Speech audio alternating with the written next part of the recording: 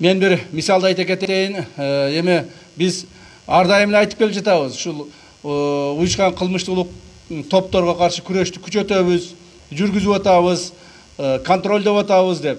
Бирок бүгүнкү күндөгү жүргүзүлүп аткан жумуш бул таптакыр өзүнүн идеясы менен, өзүнүн формасы менен өзгөчөлөнөт. Себеби бүгүнкү күндө биз мындан ары мамлекетибизде уюшкандык кылмыштуу топтор болбойт деп бардыгына жарыяладык. Жана ошол сөзүбүзгө турушубуз керек.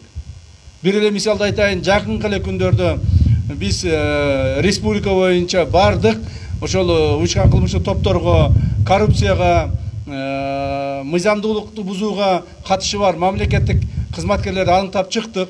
Райымбек Матраимовго байланыштуу болгон 92 мамлекеттик кызматкерди аныктадык. Көлбаевга байланыштуу болгон 60 кызматкерди биз аныктадык.